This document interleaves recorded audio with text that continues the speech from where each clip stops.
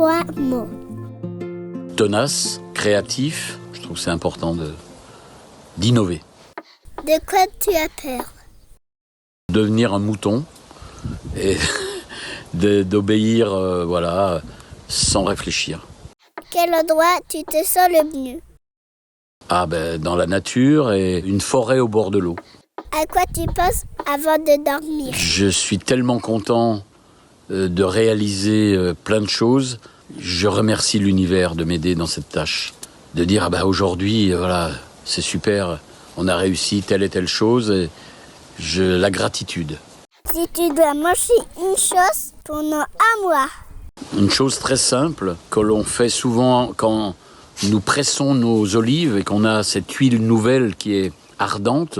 Un très bon pain grillé à l'épeautre et avec cette huile d'olive, un peu de sel de Guérande, de la tomate avec de l'origan. Si il te reste un jour à vivre, j'appellerai mes amis pour leur dire que je les aime.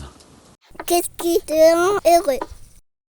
Quand je vois briller le bonheur dans l'œil de l'autre. Et voilà, c'est parce qu'on fait un travail un peu ingrat. Moi j'ai été un militant, j'ai voulu convaincre il y a 40, 50 ans sur la bio.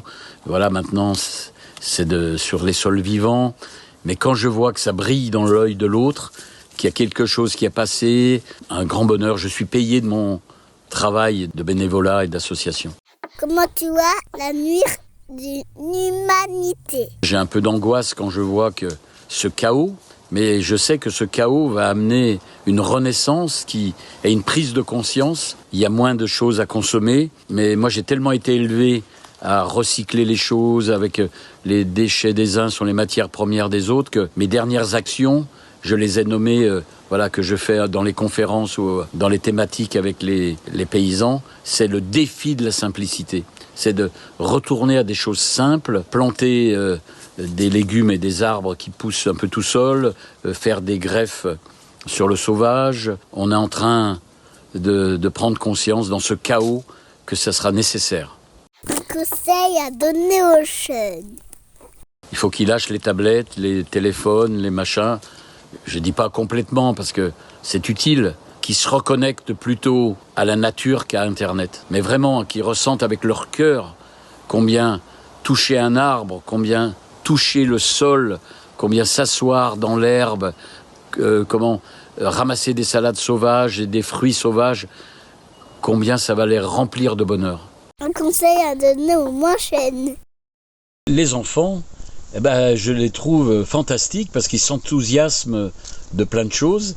Et quand je leur fais voir comment fonctionne une ruche, comment je leur fais voir comment semer une graine, tout de suite ils adhèrent. Il y a beaucoup d'enthousiasme et ça me rassure. Les moins jeunes, c'est les vieux.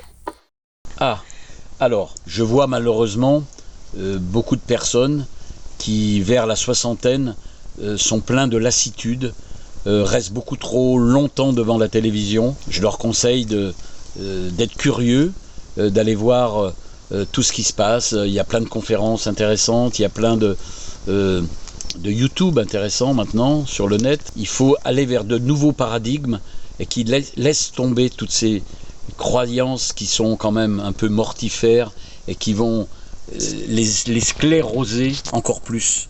Si tu vas dans une dessert, tu ramènes un seul truc.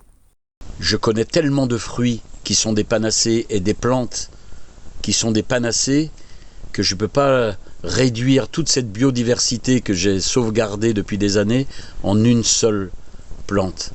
Alors peut-être la plus simple d'entre elles, qui ces dernières années m'a donné beaucoup de satisfaction, c'est le nopal, c'est un cactus, plein de protéines, plein d'oligo-éléments qui soignent pratiquement toutes les maladies. Il suffit de le jeter par terre pour que 4 mois après on récolte. Voilà, j'emmènerai cette plante parce que je saurais qu'elle pourrait me nourrir et me guérir. Mais il y en a beaucoup d'autres. Si tu es Dieu, tu ferais quoi? Mais on a heureusement une parcelle de Dieu en nous. Donc il n'y a pas besoin de si. Eh bien, je continuerai à faire ce travail de passeur entre les hommes. On aurait plus de plaisir à vivre ensemble. Voilà, j'axerai là-dessus puisque Je trouve que les sociétés se sont trop individualisées. Les gens sont dans leur petite bulle égoïste. Ce chaos qui est en train d'arriver va nous apprendre, j'espère, à coopérer, à vivre ensemble. J'enverrai une molécule qui transforme notre cerveau pour avoir ses aptitudes innées.